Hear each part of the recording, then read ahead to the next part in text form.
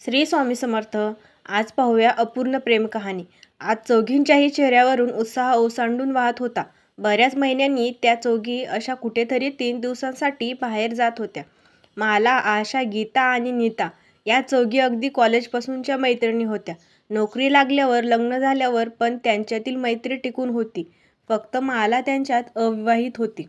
इतर तिघी संसारात पडल्यावर सुद्धा त्या अशाच कुठे भेटत होत्या. कधीतरी मुंबईच्या बाहेर सुद्धा जायच्या.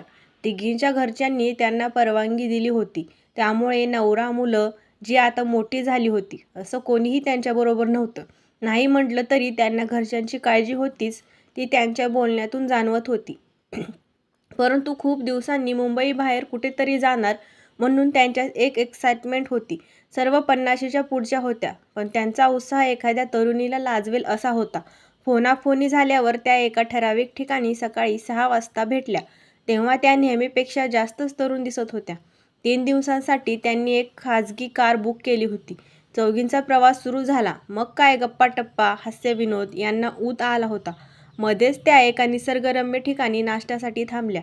चविष्ट कोथिंबीर वडी, थालीपीठ आणि चहा असं मनसोक्त खाणं-पिणं झाल्यावर तिथेच पाय मोकळे करण्यासाठी थोड्या फिरल्या. तिथे जी सुंदर फुलझाडं होती त्यांचं नयनसुख घेतलं आणि मग पुढच्या प्रवासाला सुरुवात केली. साधारण 2च्या सुमारास त्या घरगुती रिसॉर्टमध्ये पोहोचल्या. तेथील सजावट मनमोहक होती. सुंदर टुमदार असा तो एक बंगला होता. ओसरीवर सुबक सागवानी झोपाळा होता. पुढील भागात एक चाफ्याचं सुगंधी झाड होतं. इतर फुले झाडी होती. 1-2 चिकूची, आंब्याची झाडं होती. त्यामुळे परिसरात खूप गारवा होता. जिथे जेवणाची व्यवस्था होती. तिथे जाऊन त्यांनी दरवाजावर टकटक केली आणि एका 50च्या आसपासच्या पुरुषांनी दार उघडलं. दार उघडताच मालाचा तिच्या डोळ्यांवर विश्वासच बसेना. ती एकटक त्या पुरुषाकडे पाहतच राहिली. त्यांच्याकडे बघत तो पुरुष म्हणाला, "बोला, काय हवंय तुम्हाला? तुम्ही जेवणाची सोय पण करता ना? आम्हाला आज दुपारच्या जेवणात 6 तांदळाच्या भाकऱ्या आणि पिठलं हवे आहे आणि बाजूला आंब्याचं लोणचं. बस एवढंच." "ठीक आहे, तुम्हाला 1 तासात जेवण पाठवून देतो." मैत्रिणी जायला वळल्या तरी माला मंत्रमुग्ध होऊन त्याच्याकडेच पाहत होती. त्याने पटकन दरवाजा लावून घेतला. त्याच्यात आमूलाग्र बदल झाला होता तरीही त्याचे डोळे आणि आवाज मात्र तोच होता. मालाने त्याला लगेच ओळखले. तिने ठरवलं की संध्याकाळी काहीतरी निमित्त काढून त्याच्याशी बोलायला जायचं. जेवताना ती सर्वांमध्ये असून नसल्यासारखीच होती. त्यांच्या गप्पांमध्ये तिचं लक्षच नव्हतं. मैत्रिणींनी तिला विचारलं, "अगं माला, कुठे हरवली आहेस?" मालाने "काहीच नाही गं," असे उत्तर दिलं.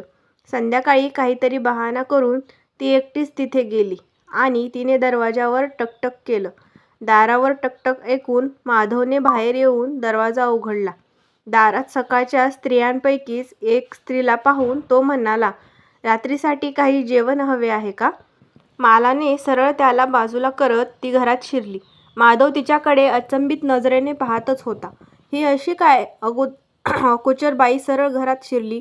माधवकडे पाहत मालाने आर्तसाद घातली. "माधव, इथे आपल्याला माधव म्हणून हाक मारणार कोण म्हणून?" त्याने क्षणार्धात वळून तिच्याकडे पाहिलं आणि लगेचच तो सुद्धा घोगऱ्या आवाजात म्हणाला, "माला, तू?" "हो, मीच. तू मला ओळखायला वेळ लावलास, पण मी मात्र तुला लगेचच ओळखलं." माधवने मालाकडे पाहत आपले बाहू पसरले आणि ती आवेगाने त्याच्या मिठीत शिरली. काही काळ दोघे त्याच अवस्थेत होते. माधव म्हणाला, "माझी नजर थोडी कमजोर झाली आहे गं.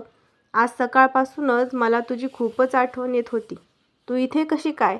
"मी सुद्धा तुला तेच विचारते. तू इथे कसा काय?" "आज इतक्या वर्षांनी देवाने आपली भेट घडवून आणली. तू पुन्हा भेटशील असं कधी वाटलंच नव्हतं. तरी पण तू भेटावंसं अशी मनापासून इच्छा होती. माझा विश्वास होता की तू एक ना एक दिवस कधीतरी, केव्हातरी, कुठेतरी मला नक्कीच भेटशील." "हे जग खूप लहान आहे रे माधव. वाईट एकाच गोष्टीचं वाटतं की आपली भेट घडवून आणायला आपल्या नशिबाने खूपच वेळ लावला." माधवच्या डोळ्यापुढे सर्व भूतकाळ एखाद्या चित्रपटाप्रमाणे सरकला. माधव आणि माला दोघे एकाच चाळीत शेजारी शेजारी राहायचे. त्यांच्या कुटुंबाचा जसा घनिष्ठ संबंध होता तशी या दोघांच्यात पण गाढ मैत्री होती. ते दोघे खेळायला, अभ्यास करायला नेहमी एकत्रच असायचे. कधी माला माधवच्या घरी असायची तर कधी माधव मालाच्या घरी असायचा. वयात आल्यावर दोघांमध्ये प्रेम भावना निर्माण झाली. पिळदार शरीरयष्टीचा माधव अभ्यासात बेताचा असला तरी खेळात पारंगत होता.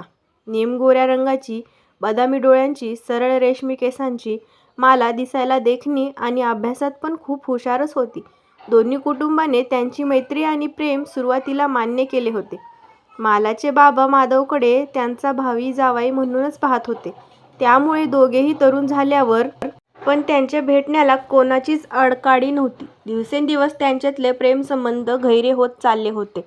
माला आणि माधवच्या मित्रपरिवारामध्ये त्यांच्या प्रेमाची चर्चा नेहमीच होत असे. दरम्यानच्या काळात मालाचे बाबा नोकरी सोडून बिल्डर लाईनमध्ये गेले आणि तिथे त्यांना नशिबाची साथ मिळाली.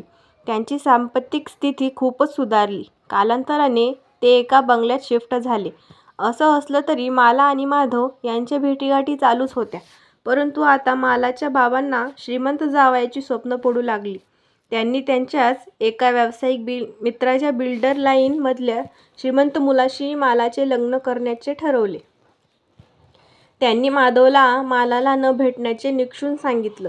माधव त्यांना म्हणाला, बाबा, माझं आणि मालाचं एकमेकांवर नितांत प्रेम आहे. तुम्ही तर पहिलंच आहे. आमची लहानपणापासून खूप गहिरी मैत्री आहे. मी फक्त तिचा नवरा म्हणून नाही राहणार, तर मी तिच्याशी तिचा मित्र म्हणून वागेन. तिला काय हवं नको, तिचं दुखलं खुपलं याची मी नेहमीच काळजी घेईन. तिला खूप सुखात ठेवेन. तुम्ही आणि आई मला खूप चांगले ओळखता. आम्हाला दूर करू नका. आमच्यापैकी कोणी सुखी होणार नाही. हवं असेल तर तुम्ही मालाला एकदा विचारून बघा. ती सुद्धा तेच सांगेल. मी तर मालाशिवाय दुसऱ्या कोणाशी कधीच लग्न करू शकणार नाही. माधवने खूप वेळा कळकळीने विनवून सांगितलं, तरीसुद्धा बाबांनी त्यांचं काही ऐकलं नाही.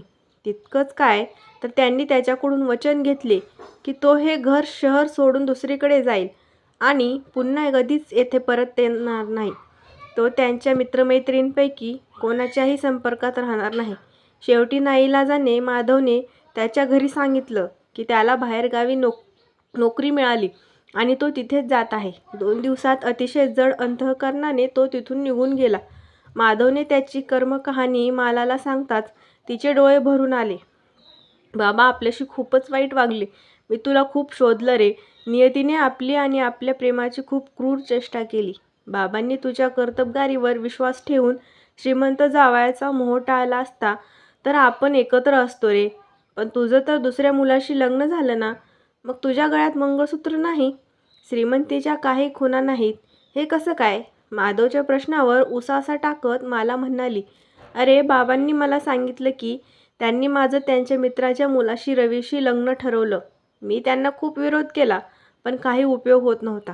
त्यांनी मला सांगितलं की मी जर लग्नाला तयार झाले नाही तर ते आपल्या जीवाचं काहीतरी बरं वाईट करून घेतील. मी मनातून घाबरले आणि अखेर मी त्यांना लग्नाला तयार असल्याचे सांगितले आणि त्या रवीला भेटायला गेले. माझ्या मनात आले की मी त्याला समजावून सांगितल्यावर तो मला नकार देईल. मी त्याला भेटायला गेल्यावर तो खूपच खुश झाला आणि म्हणाला, तुमच्या बाबांनी माझ्याशी स्वतःहून लग्न ठरवलं आहे म्हणून बरं झालं, नाहीतर मी तुम्हाला मागणी घालणारच होतो. मी तुमच्याच कॉलेजमध्ये होतो. तुमची आणि माधवची मैत्री पण मला माहिती आहे. कॉलेजमध्ये असल्यापासूनच मी तुमच्यावर प्रेम करतोय. तुम्ही खूप सुंदर आहात. तुमच्या साध्या राहणीने माझ्या मनावर कधीच भुरळ घातली आहे. तुमचे काळेभोर बदामी टपोरे डोळे, लांब सरळ केसांची पाठीवर उडणारी एक वेणी, गालावर पडणारी मोहखळी यात मी कधीच अडकलो आहे. यात सर्वात भर म्हणून तुमचा मृदू स्वभाव. तुम्हाला मी नेहमी सगळ्यांशी खूप हसून खळून वागताना पाहिलं आहे. आज मी तुम्हाला प्रत्यक्ष विचारतो आहे, तुम्हाला माझ्याशी लग्न करायला आवडेल ना? मी त्याच्यासाठीच तुमच्याकडे आले आहे. लहानपणापासूनच माझं माझ्या चाळीतल्या माधववर प्रेम आहे. त्याला तुम्ही ओळखता असं म्हणलात. आम्ही दोघांनी खूप मोठी स्वप्न पाहिली आहेत. आमची परिस्थिती खूप बदलली आणि आम्ही मोठ्या बंगल्यात राहायला गेलो. माधव मात्र चाळीतच राहत होता. म्हणून माझ्या बाबांनी आमच्या लग्नाला विरोध केला आणि त्यांनी माझे तुमच्याशी लग्न जमवले. त्याला इथून ताबडतोब दुसरीकडे जायला सांगितलं.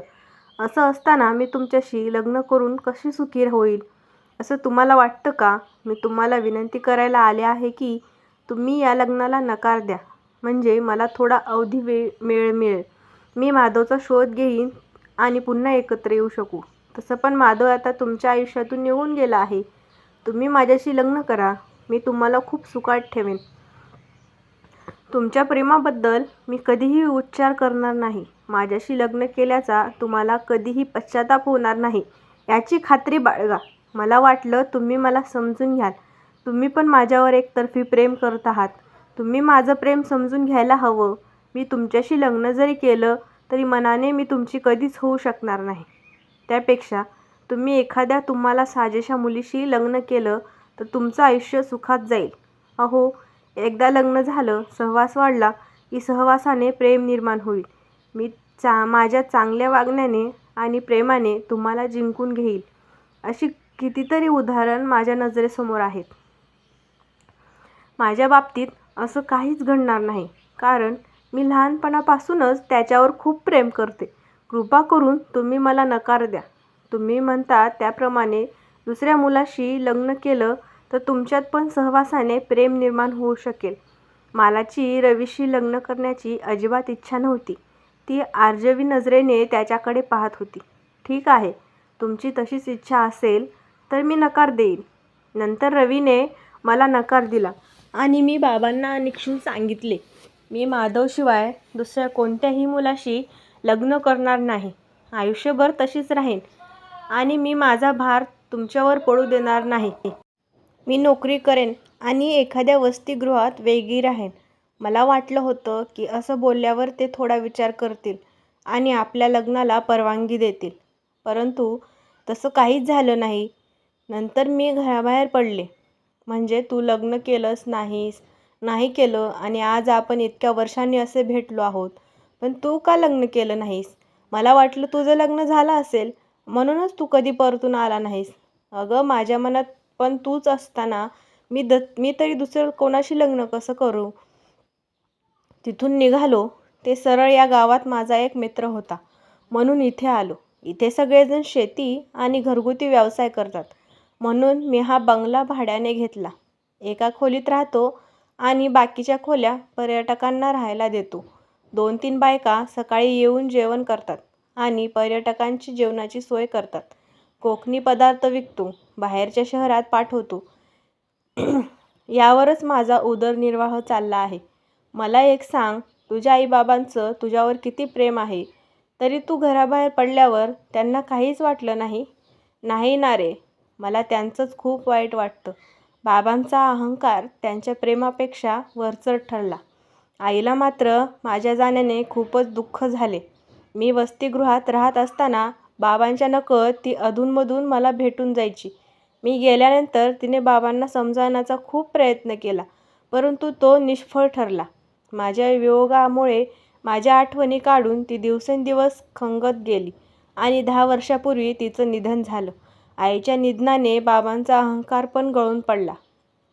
त्यांनी मला आईचं अंत्यदर्शन घेऊ दिलं, परंतु त्यांनी मला घरात काही घेतलं नाही. सख्खे आई-वडील आपल्या मुलीशी असं कसं वागू शकतात? काही कळतच नाही. या जगात देव आहे यावर माझा विश्वास होता. आता तो अधिक दृढ झालाय. आता मी माझ्या मैत्रिणीबरोबर परत जाईन. तिकडची सगळी निर्वानिरोग करून मी इथे तुझ्याजवळ कायमची येईन. मला आता आपलं काय राहिलं आहे? अर्ध्यापेक्षा आयुष्य तर संपलं आहे. इथे येऊन आगीतून सुटून फुफाट्यात पडल्यासारखं तुझं व्हायला नको. माधव, ते मला काय माहीत नाही. आपलं किती आयुष्य उरले हे सर्व त्या देवालाच माहीत. हो, पण त्या घडीला मला तुझा आधार हवाय. मला तुझ्याकडून काहीच अपेक्षा नाही. आपण दोघं एकत्र राहू हेच माझ्यासाठी खूप महत्त्वाचं आहे. कधीतरी तू मला चहा करून दे, कधीतरी मी तुला चहा करून देईल. मी तुझ्यासाठी लेकरीचं स्वेटर विणेन. तुला आठवतं, मी आधी पण तुझ्यासाठी एक स्वेटर विणायला घेतला होता, पण तो अर्धवटच राहिला. आपण दोघं इथल्या निसर्गरम्य समुद्रकिनाऱ्यावर जाऊन बसू. इतक्या वर्षातल्या राहिलेल्या गप्पा निवांतपणे मारू. तारुण्यातलं आपलं जे सुख हरवलंय त्यांचा शोध घेऊ. एकमेकांच्या सहवासात उरलेलं आयुष्य आनंदाने व्यतीत मालाने माधवबरोबर राहण्याच्या स्वप्नील भावना व्यक्त केल्यावर माधव पण खूप हळवा झाला. त्यालाही वाटू लागले की काय हरकत आहे, आता आपण दोघांनी एकत्र राहिलं तर.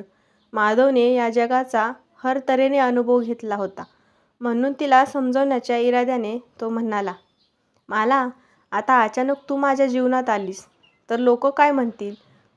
तुझी नोकरी आहे, तुझं आयुष्य सुरळीतपणे चालू आहे, तुझ्या मैत्रिणीबरोबर तू सुखात राहा, अशीच अधूनमधून फिरायला जात जा, जीवनाचा आनंद घे. अरे लोक म्हणजे तरी कोण? कोण रे? जेव्हा आपल्याला गरज होती तेव्हा आपल्या पाठीमागे कोणी खंबीरपणे उभं राहिलं का?